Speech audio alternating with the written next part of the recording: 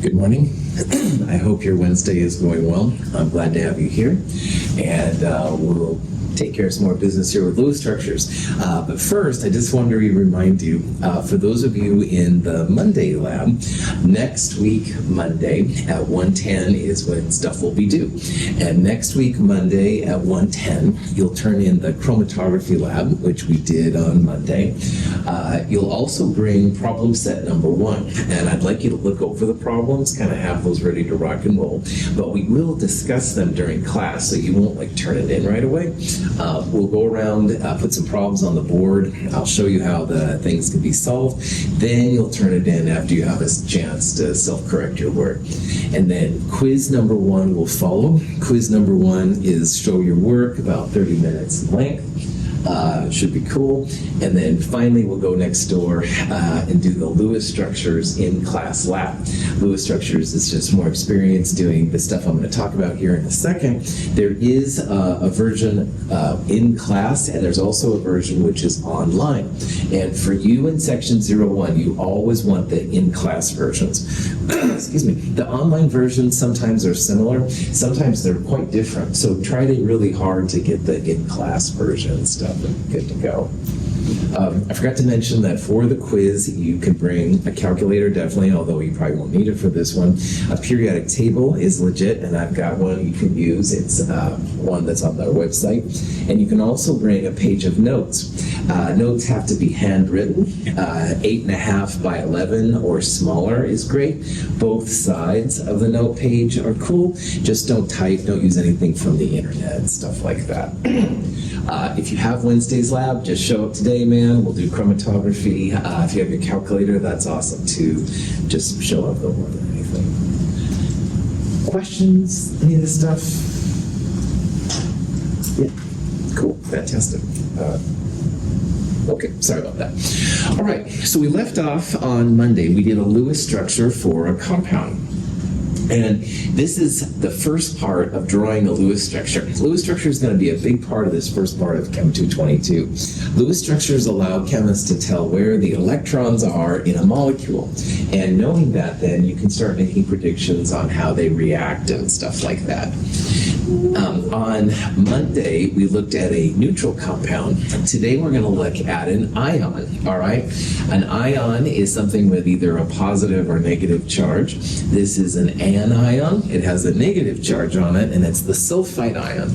And the sulfite ion is kind of important. I'm not by any means saying anybody should drink alcohol, but if you do drink wines, all right, sometimes wines will have sulfites in them. Sulfites can cause allergic reactions, stuff like that. So we're going to actually look at the structure for a sulfite. You'll see it on the back and stuff of different things, but just say no, kids, and all that kind of jazz, right? Anyway, neither here nor there. So you have to have a structure, a formula for the compound or ion. Sulfite is SO3 minus 2. It's one of the polyatomic ions that we looked at in Chem 221. When you're drawing a Lewis structure, you need to find the central atom. It's usually the first atom listed. It's always the atom which is less into electrons than the other. We'll talk about that later. And it's never hydrogen. So for all of these reasons, sulfur is definitely going to be our central atom. It's listed first and stuff like that, which is cool. Now, next thing we need to know how many electrons we have to deal with in the structure. And this incorporates what's called a valence electron. And we talked about on Monday how the group numbers for these different atoms up there will help us to find the number of valence electrons. Now, sulfur, number 16 right there, is in group 6A. And that 6 is the valence electrons for sulfur. All right? So sulfur has 6 valence electrons. Notice that sulfur has a total of 16 electrons in its neutral state. 16, the total electrons, minus 6 electrons, the valence. Those other 10 electrons are called core electrons. And they just kind of sit there more or less when this reaction happens. Also notice that oxygen, which is part of sulfite, oxygen is in the same group as sulfur. So oxygen also has 6 valence electrons. And so does selenium below that, tellurium, etc., etc. That whole group has the same number of valence electrons. So the sulfur has 6 valence electrons. There are 3 oxygens, and each oxygen has 6 valence electrons. So that's 18 electrons. Now, one of the things that's different about this structure is that this structure has a charge. And remember that if you have something negative, that means extra electrons. And if you have something positive, that means fewer electrons. So for sulfite with a -2 charge, that means you're going to add 2 extra electrons to it. And that sometimes is a little counterintuitive, all right? But that's what that means. You want to add extra electrons. So 6 plus 18 is 24, plus 2, 26 valence electrons total in this molecule. Also, what we did on Monday is we divided that number by 2 to find the pairs of electrons. When you start putting the electrons around, it's usually as a bonding pair or a lone pair, but a pair is 2 electrons. So 26 divided by 2 tells us that we have 13 pairs of electrons. Okay, any questions up to that point? Cool. Next thing you want to do is you want to start just connecting those outer atoms to the inner atoms. And so you could draw the oxygens around the central atom like that. And in this picture, what I did is I went 1, 2, 3. That's a way to connect those outer atoms to the sulfur so they don't drift away. Formally, these are called sigma bonds. A sigma bond is often referred to as a single bond as well. We'll talk more about that later. But it just keeps it from going away. So 1, 2, 3 lines, 3 pairs, 13 pairs total. That means we have 10 pairs of electrons left to distribute. Okay. Any questions on that? It does not matter if you draw them all at 90 and 180 degrees, like I did in this picture, or if you draw them at 120, or if you put this oxygen in the bottom. All right, Lewis structures can be all over the place. We'll deal with the geometry here in a little bit, but for this part right now, you can put them like, like an X if you want, with the sulfur in the middle, whatever, so. Okay, so with the remaining 10 pairs of electrons, the next step is you want to have all the outside atoms filled up with an octet, and if you have any left over, put them on the inside atoms. Now, an octet means that they'll have 4 pairs of electrons around them. So around that oxygen right there, I just drew in 3 lone pairs of electrons. By doing that, this oxygen has 1, 2, 3 lone pairs and 1 bonding pair. 4 pairs would be 4 times 2, 8 electrons. That's where the octet comes from. And that gives a level of stability to this oxygen, which is really cool. So I'm going to do that to the outside atoms first, and if I have any left over, we'll put them on the inside. So I have 10 pairs left. 1, 2, 3. I have 7 pairs left. 1, 2, 3. 1, 2, 3. And that gives all 3 oxygens a filled octet. And that's like a level of stability. But if you've been counting, I went 1, 2, 3, 4, 5, 6, 7, 8, 9 pairs, and I have 10 pairs left total. If you have any pairs left over, you put them on the inside atom. So sulfite has 1 lone pair on the middle sulfur because there was 1 pair of electrons left. I gave octets to the outer atoms first, which is really cool. Oxygen, an octet means 1, 2, 3, 4 pairs, bonding or lone pairs. And if you check this structure now, even sulfur has 1, 2, 3 bonding plus 1 lone pair. Even it has an octet, 4 pairs. So everybody's happy here. Sometimes with the ions, you'll see like a bracket around it or something like that. It's not super required, but if you do see it, that is fine. Sulfite ion. And like I said, sulfites are in wines. They can be kind of bad for people, but this is the structure for it. So you can then see as a chemist what it looks like and where the electrons are, stuff like that. Any questions on that process? All right. Carbon dioxide, man. molecule of the day, that's for sure. Carbon dioxide, we exhale it. It's a natural thing. However, of course, in excessive amounts, it causes greenhouse gases, all that kind of jazz. Now, I'm going to start going through the Lewis structures a little bit faster here, so if you have questions, let me know. Central atom, usually the first atom listed, never hydrogen. Carbon is definitely going to be the central atom. Valence electrons. Carbon is in group 4, so it has 4 valence electrons. Oxygen, as we saw, is group 6, and there's 2 of them. So 4 plus 6 times 2 would be 4 plus 12. Looks like there's going to be 16 valence electrons. And if you divide that by 2, you're going to get 8 pairs of electrons. Now, like before, start with the carbon in the middle, oxygen's on the outside. Put a single bond or a sigma bond to connect those outer atoms to the inner atoms. I had 8 pairs total. I just used 2 pairs to make those. So I have 6 pairs of electrons left. And like we did with the sulfite, what we're going to do is we're going to put the electrons on the outer atoms first, giving them an octet. And if we have any left over, we'll put them on the inside. So just like before, oxygen likes to have 1, 2, 3 lone pairs and 1 bonding pair. That gives it the octet. 1, 2, 3, 4 gives this oxygen an octet. So the oxygens now are happy. But I've run out of electrons. All right, I only had 8 pairs, and in the structure right here, we have 1, 2, 3, 4, 3 lone and a bonding pair. 5, 6, 7, 8, another bonding pair, and 3 lone pairs.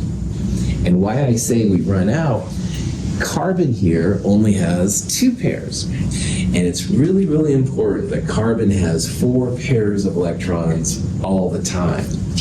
So I would consider this an unhappy structure. Carbon doesn't have the octet that it needs. So if you run into this, go ahead, Bradley. Just a question. I don't know how do you get 6 pairs? I have 9 pairs. Okay. How many valence electrons in carbon? There are 4. How many in oxygen? There's 6, but because there's an O2, that's O2. 6 times 2 would be 12, plus 4 is 16. And then you have to add 2 to get the never mind. You just saw it, yeah. This is a neutral compound, Bradley, so you don't have to add it. In the last, yeah. Yeah. No, that's legit, man. In the last one, we did add 2 electrons for the charge, but this is a neutral compound, so you don't have to do that, man. Yeah. So it makes 8 pairs. So let's say you get to this structure and you're not feeling confident. Count the pairs. 1, 2, 3, 4. This counts as 1. 5, 6, 7, 8. So in total, just double check. In total, there's 16 valence electrons, right? Uh-huh. So then why? Never mind. It's okay. It's just the way. Yeah. We're going to do this more and more, and I am starting to go through it faster. All right, so your questions are totally legit, Bradley. We're going to do a lot of these this quarter. But yeah, so you definitely have the right to ask questions. That's totally cool. The rest of you do too, so not just Bradley. Well, maybe not Kevin. No, I'm joking. Kevin does too, so. Questions? Sorry, Kevin, didn't think that. All right, so old carbon here needs 4, only has 2 pairs. And that is a very unhappy situation for most atoms. Well, this is something we'll get into here in a little bit. Oxygens are happy. 1, 2, 3, 4 pairs around them. That's what they want, but carbon only has 2. So what this means is the oxygens have to share their electrons with carbon. So what happens is 1 lone pair from each oxygen bonds with the carbon, all right? A second bond is made, all right? Now, the black bond that's written right here, the first bond you write, that's a sigma bond. That's from head-to-head orbitals coming together. The second bond you write is called a pi bond, and we'll talk more about what a pi bond is here in a little bit. But the reason this is cool now is because now carbon has 1, 2, 3, 4 pairs. It's got its octet, and that's happiness to most of these atoms. But even though oxygen had to share, oxygen still has an octet. It has 1, 2 lone pairs, 1, 2 bonding pairs. So even though it's sharing the electrons with oxygen, oxygen still have their octet, and it's happy. So in this example, what you have to do is you have to make a double bond. And a double bond has a sigma bond first and a pi bond later. So a double bond is a sigma plus a pi bond. Earlier I said how these bonds, you can call them sigma or single bonds, and that's true. The first line you draw is always a sigma bond, and it is a single connection between the atoms. So sigma and single kind of go together. But technically, a double bond is a sigma plus a pi bond, and that'll be important to some stuff that we're coming up to here pretty soon. So in this structure, which has 2 double bonds, all the atoms have their octet, and so everybody is happy chemically. Cool. Questions? Okay. Double bonds, triple bonds, and even once in a blue moon, you can even get into what's called a quadruple bond, but that's very rare. They're common. All right, double and triple bonds are definitely common, and we'll see lots of examples of this. This is formaldehyde, which is what the funeral services people use, sometimes with their bodies to preserve them. They put it in water and call it formalin, but anyway. Lots of examples of these things running around, and we'll see many examples. And the double and triple bonds just help the molecule to become more stable, all right? If you didn't have the double bonds here, this carbon would be just dying for electrons. And so that means it's like a positive center. So anything that's negative would come right in there and attack the carbon. But with the double bonds, carbon is not so crazy for electrons. It's a little bit more stable, able to hang out. So this compound right here is sulfur trioxide. It's a precursor to sulfuric acid. And if you wanted to draw that Lewis structure, you could absolutely do it. But even before you make sulfur trioxide, what people usually do is they make sulfur dioxide. So sulfur dioxide is a prequel to sulfur trioxide, which makes sulfuric acid. It all smells like sulfur. So anyway, let's figure out a Lewis structure for sulfur dioxide. All right. Well, central atom is the sulfur, like before. Sulfur, as we saw earlier, has 6 valence electrons, and oxygen in the same group also has 6 valence electrons. So 6 plus 6 times 2, 6 times 3, if you will, 18 valence electrons. Divided by 2, you've got 9 pairs. So when you draw the Lewis structure, start by putting sulfur in the middle, oxygen's on the outside. First thing you want to do, have a lone pair on the right and a lone pair. Let me start over. You want to make a bonding pair. Move a bit. Sorry. You want to make a bonding pair between the sulfur and oxygens to keep them together. Do it for both the left and the right hand oxygen. So each of those lines is one of the pairs. I've got 7 pairs left. Put them on the outside atoms first to give them an octet. And if you have any left over, put them on the inside. So 1, 2, 3 gives this oxygen an octet with that bonding pair. 4, 5, 6 gives that oxygen an octet. And there's one more left over, which goes on the sulfur in the middle. Okay. So the oxygens have the octets 4 pairs. Again, the pairs can be bonding pairs or lone pairs. 1, 2, 3 plus 1 is 4, no problem. Does the middle sulfur have an octet? No, right on. This sulfur has 2 bonding pairs and 1 lone pair. So it has 3 pairs. And for right now, sulfur, like most of the atoms, wants to have at least 4 pairs. So this sulfur is not a happy atom, all right? And what that means is it's going to have to take, or oxygen's going to have to share some of the electrons with it. One of the lone pairs can be made into a pi bond to make a double bond, stuff like that. But the thing about this example is that you could take a lone pair from the right-hand oxygen or the left-hand oxygen, all right? You can take this lone pair and make a double bond right there, or you could take one of these lone pairs and make a double bond on that side. So in this example, there's no reason why you couldn't take one from the left or the right. There's no reason energy-wise that there'd be a preference for one or the other because they're both oxygens going to sulfur.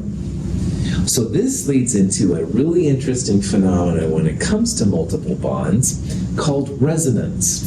And if there's literally no reason energetically or aesthetically or anything like that why a double bond couldn't be on the left or the right, what happens is they kind of alternate back and forth, all right? You can think about it like shimmering back and forth. So for a while, you've got a double bond on the left. For a while, you have a double bond on the right. In reality, they kind of are more like 1.5 bonds on both sides because it's either going so fast that we can't detect it or that's what happens. But anyway, this is called a resonance structure.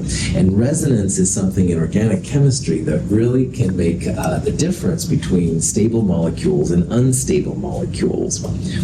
The actual molecule is a mixture of these, but people usually think about them in terms of individual resonance structures. We'll see that there's some advantages for reactivity and stuff like that.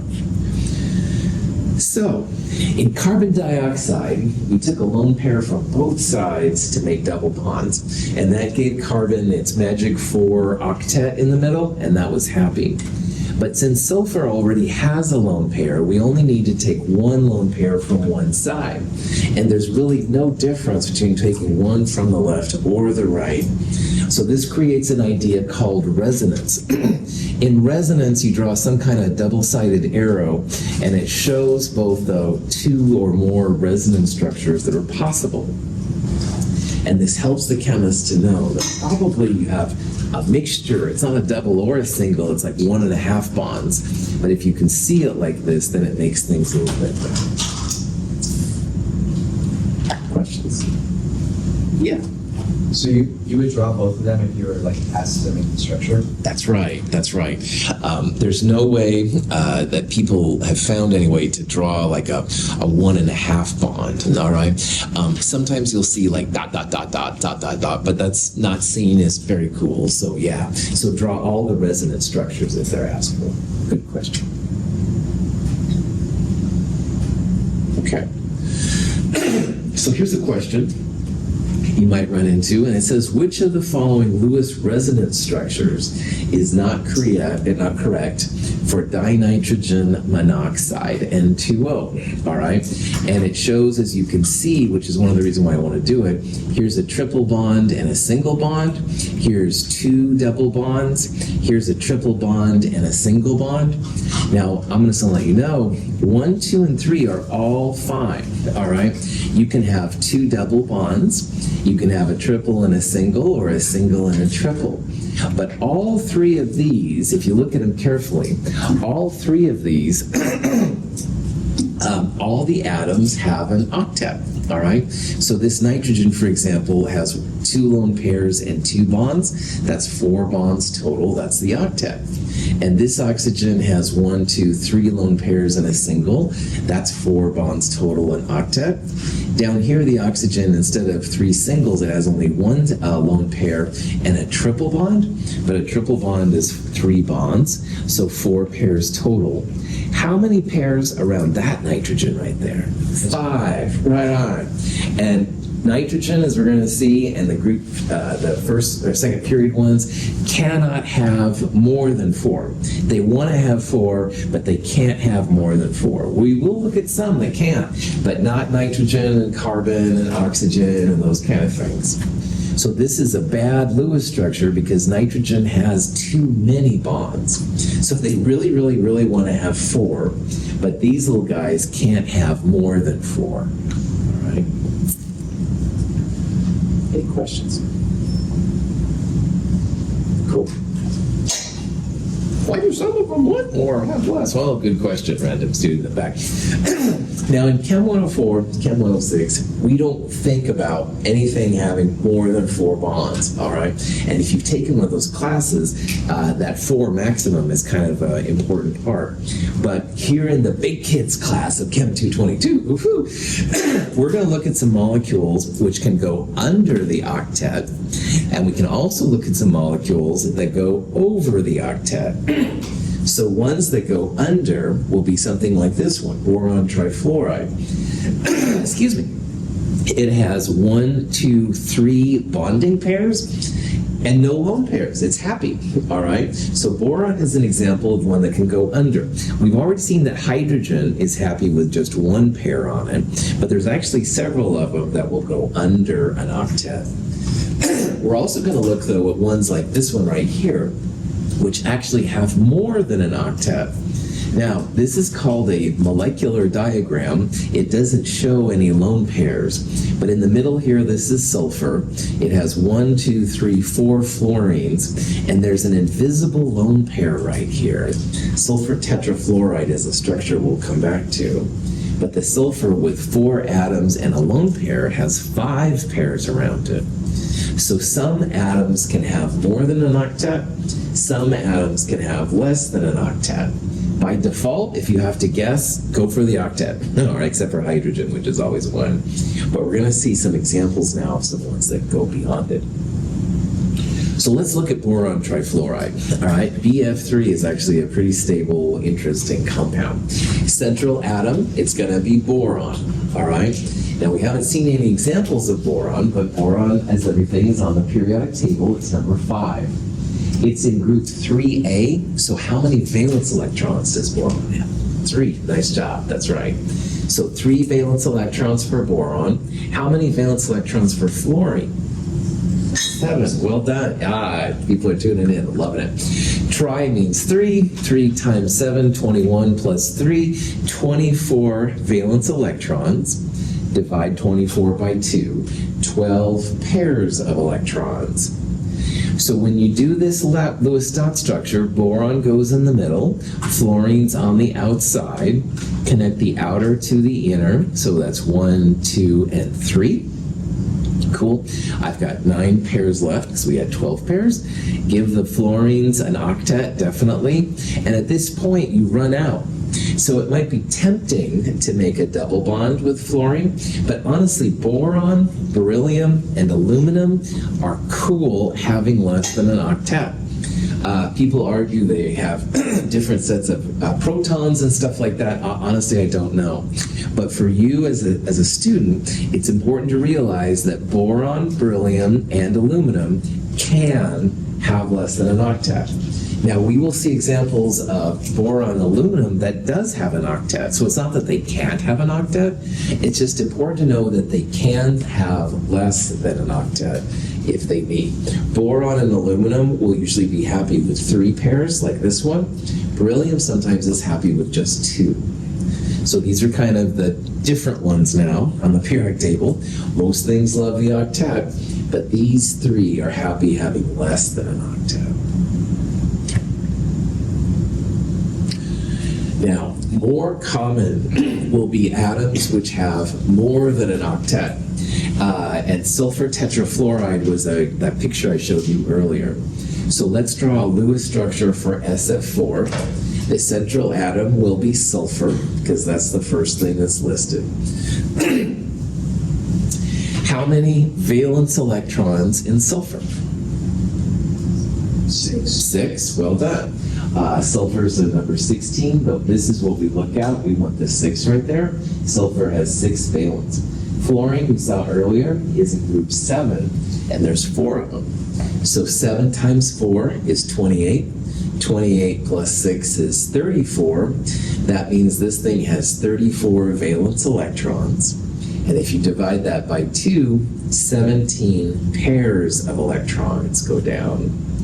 Now here's where it gets interesting. Sulfur goes in the middle, put the fluorines on the outside, connect the fluorines to the sulfur, 1, 2, 3, 4. Outside atoms get an octet. 1, 2, 3 pairs. So 3, 6, 9, 12 for filling up the fluorines, plus the 4 I used in there is 16. 17 pairs total. So if you have any left over, that's when you put them on the central atom. And sulfur is an example of an atom that can go beyond the octet. Now, sulfur doesn't always go beyond the octet. Sometimes it's very happy with having only 4, but it can have 5, like in this case, or even 6 pairs around it.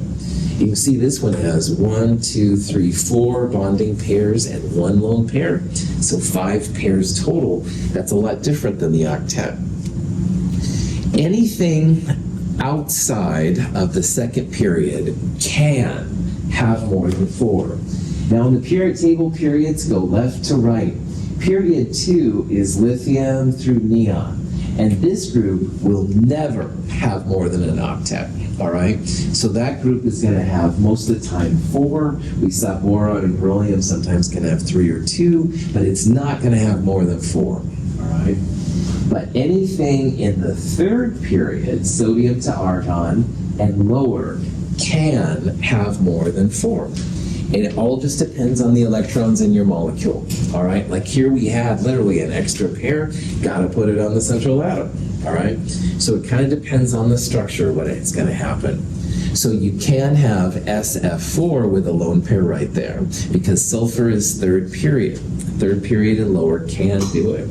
But right above sulfur is oxygen. You couldn't have OF4, because the oxygen would end up with a lone pair. Oxygen can't have more than an octet. Questions? Yeah. So just to check. So the first 2 rows, 1 and 2 cannot have more than 4. That's right.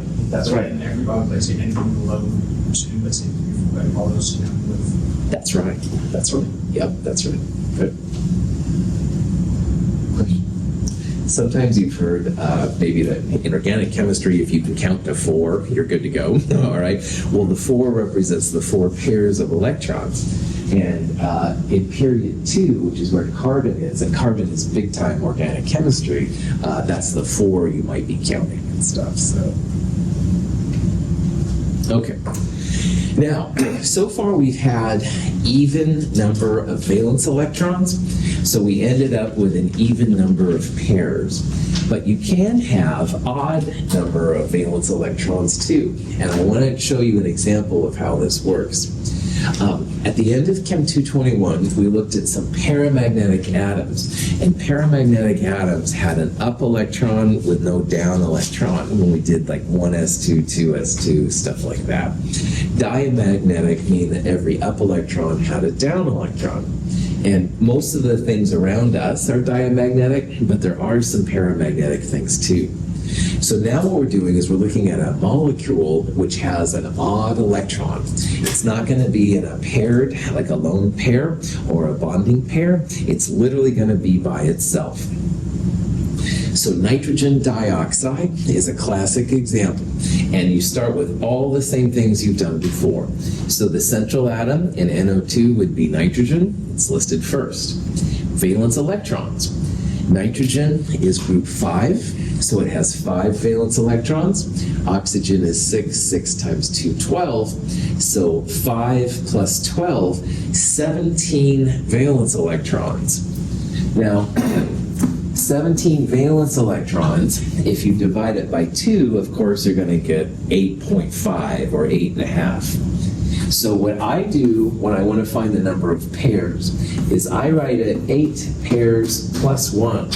And that just helps me remember that we've got this odd freaking electron we have to do something with. And this electron has to have its own space. So like back up here in this SO3 example I drew earlier, the electron couldn't go with a lone pair. All right, it needs its own place on the atom. So that's why I draw the plus 1 separately, just to remind myself of what's going on. Now, NO2, when you draw it out, nitrogen in the middle, oxygen's on the outside. You can draw the oxygens directly apart from each other, up and down, it doesn't matter. I'll show why in a little bit why I drew this one this way. But anyway, you start with a single bond on both sides. Here, let me do it. start with a single bond to the oxygens on both sides. Each of those is a pair, so I have 6 pairs left, plus 1. Outside atoms get their octet. I just used up all 6 pairs of electrons, but old nitrogen now is going to get the plus 1. So I'm going to draw it with a circle around it. You don't have to, but it helps me to remember that it's there. Now, if you look at this molecule, the oxygens once again have an octet, 4 pairs, but nitrogen has 2 pairs and this odd electron thing hanging out. And when you get to this space, it's really important to remember that the octet idea still applies. So you can't make like 2 double bonds because this takes up the space of 1. But what you can do is take 1 lone pair from 1 oxygen to make a double bond like I just did right there. So this would be 1 Lewis structure for NO2. But Kevin might have taken this lone pair off and made a double bond on this side. So this is also a molecule which resonates, hence then this kind of double thing right here. So NO2 is a real interesting molecule. First of all, it's paramagnetic. That's what that odd electron is, just hanging out right there. And it's also a resonating molecule, like you could have the double bond on the right or the double bond on the left, either way. But man, does this odd electron do some wild chemistry. All right, they feel that people age because of these paramagnetic compounds that get in our bodies and start breaking things down. I don't know, but anyway, the chemistry of a paramagnetic system is quite different. So just realize that if you have to do a paramagnetic compound, that odd electron goes all by itself. You can't have more than 4 things around nitrogen and oxygen and stuff like that. So you give it its own space. This one resonates on top of it. Kind of wild. We won't see a lot of these, but it is something I want you to be aware of. Any questions? Sweet.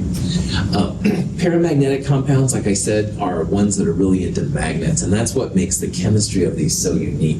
Most of the things we've dealt with so far, and most of the things we deal with normally, are diamagnetic, and they're really not interested in magnets. So you put them next to a magnet, it's like whatever. So paramagnetic substances have the ability to do some really wild things, and that's why they're kind of important. But fortunately, they are rare. They're so reactive, they usually kind of burn themselves out. But you can draw Lewis structures just like everything. Okay. One more thing we need to look at here is what's called a formal charge for a Lewis structure. And sometimes if you have a couple different resonance structures that are possible, formal charges will help you to figure out what the best, i.e. most stable structure is. And we'll go back to carbon dioxide here in a little bit and talk about it. Now, there's a formula for a formal charge. It's not too difficult or anything, but when you figure it out, a formal charge will be a number. And in the formal charge game, you want as many charges as close to 0 as possible. And the more 0 charges you have, the better. Now, the formula for a formal charge is you take the group number for the atom, you subtract the number of bonds, and you subtract the lone pair electrons. So let's look at the NO2 I just drew up there. Let's look at this oxygen. We're going to figure out the formal charge for this oxygen right here. It's group number 6 because it's an oxygen. I'm going to subtract the number of bonds, 2 bonds, 1, 2, and I'm going to subtract all the lone pair electrons, so 4. So this oxygen has 6 minus 2 bonds minus 4 lone pair electrons, formal charge of 0. That's how you'll calculate it. Now this oxygen over here, though, if you look at this one, is going to have a different formal charge. Formal charge oxygen is still 6. This oxygen has 1 bond, so 6 minus 1. And 1, 2, 3, 4, 5, 6 lone pair electrons. So this oxygen would be 6 minus 1 minus 6 minus 1. So if this oxygen is -1 and this oxygen has a formal charge of 0, the ones that aren't 0 are going to be more reactive. That -1 oxygen is going to be a beacon to everything that's positive around it. It's going to pull things in.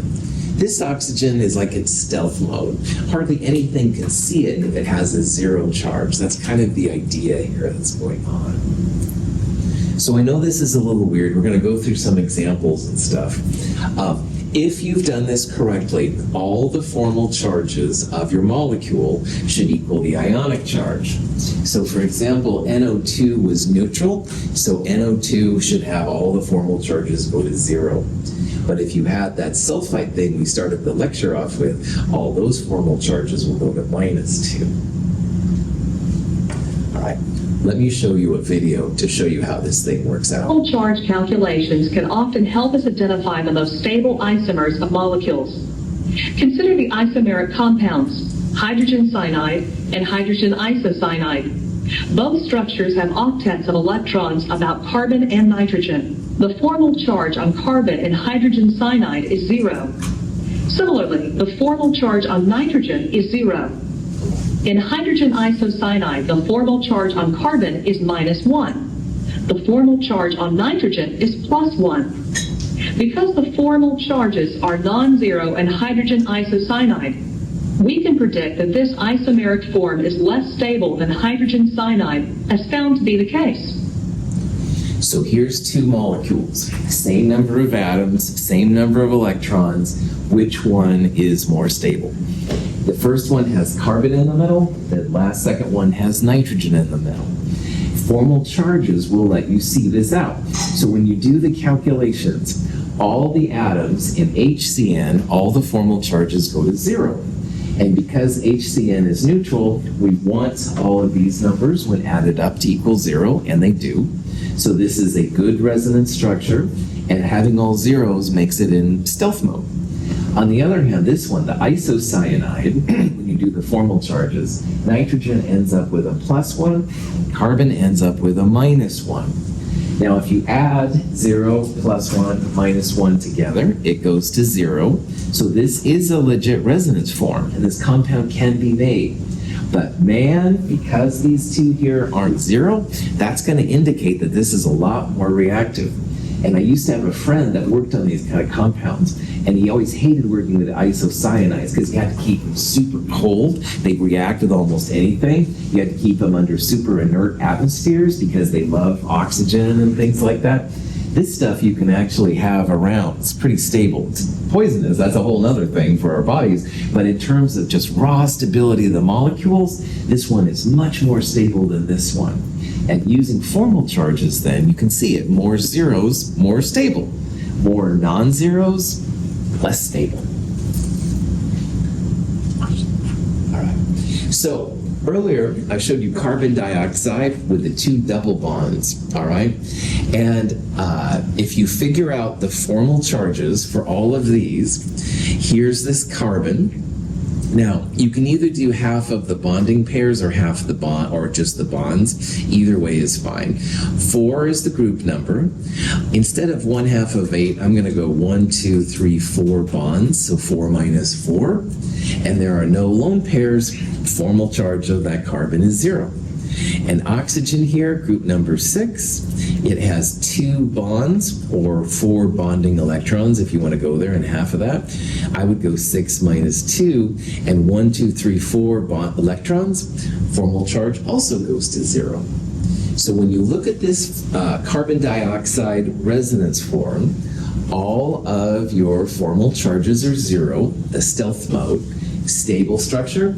This is by far the more common version of CO2 that's out there, all right? CO2 loves to have a double bond on each side of it. That's what these zeros also tell you as a chemist. However, I didn't point out, but you can actually make a triple bond on one side and a single bond on the other. So instead of having 1 lone pair from each side making 2 double bonds, you can have 2 lone pairs off 1 oxygen make a triple bond. But I didn't show you that. Here's why. First of all, the carbon's formal charge is still the same. It's still 0. 4 minus 0 is still 0. But look what happens to the oxygens. Oxygen is group number 6. I subtract the 1 bond, or 1/2 of the 2 bonding electrons, minus the 6 lone pairs, minus 1 formal charge. And this oxygen will be 6 minus 3 minus 2, positive 1 charge. So when you sum them all up, these formal charges of this resonance form also go to 0. So that's good. It's a legit structure. But there's no way that this is as stable. And if you've ever heard about CO2 in the body reacting with water to make carbonic acid, big time part of biology and blood chemistry, this is the version that water reacts with. It doesn't react with the other one. The other one's stealth. It could care less about water. But man, water, as we're going to see, has kind of a negative side. It attacks this positive part here, this oxygen, to start making the carbonic acid and stuff like that. So, to sum up, formal charges help scientists to know what resonance form is more stable, all right? You need this one in your body, all right? Carbonic acid is important in our bodies, for example. However, this one will be the one that reacts because it's got non-zero formal charges, all right? Another thing, just to let you know, formal charges is one of the weird parts of this chapter. So spend a little time thinking about it if this is new to you. It's not hard, and we're not going to do a ton of it, but it will help us to predict what the best Lewis structures are and stuff like that. And it basically just comes down to having formal charges of zeros. Now, this is a handout I found. Formal charges of 0 for boron, carbon, nitrogen, oxygen, and all the halogens can be found right here. So for example, if oxygen has a double bond and 2 lone pairs, that's going to give a formal charge of 0. Also, if oxygen has 2 single bonds and 2 lone pairs, it's going to have a formal charge of 0. But if it has, like in the last example, 3 lone pairs and a 1 bonding pair, that's going to give a negative 1 formal charge and be more reactive. You can also have positive formal charges on oxygen, stuff like that. So if you don't like figuring out formal charges, if you look for the central atoms that are like this, that should give you the most stable version of them. Now notice here that boron is most stable, has formal charge of 0 when it has 3 single bonds. And earlier I said, hey, why not put a double bond from fluorine to the boron? And that would give it its octet. Well, the answer, which you can figure out, formal charges. Fluorine hates making double bonds. And I know of no stable structure where fluorine has a double bond. So if there's ever a question, like, should fluorine have a double bond or not? Boy, say no. All right, at least unless you're in graduate school or something like that, because I don't know of any examples where fluorine makes double bonds, because that'll make fluorine positive, and we're going to see that fluorine is the atom that wants electrons more than anything else. So it will fight for those electrons. This structure, as far as I know, does not exist. Also, boron's more of a metalloid. It's kind of into metals, which means it's more into being positive. Having a negative boron would be difficult for boron. Question? Okay. If you need to figure out formal charges, there are several ways to do it. But what I would do, central atom, carbon for example, group number 4, subtract the number of bonds. So 1, 2 for the double, 3, 4 with the 2 singles, 4 minus 4, no lone pairs, formal charge of this carbon is going to be 0. This oxygen, group number 6, it has 1 bond, 6 minus 1, subtract all the lone pair electrons, 6 minus 1 minus 6, it's going to be have a negative 1, and this oxygen goes to 0. So if you practice with these, you'll knock them down. It's a little strange at first, I won't lie, but you can totally do it.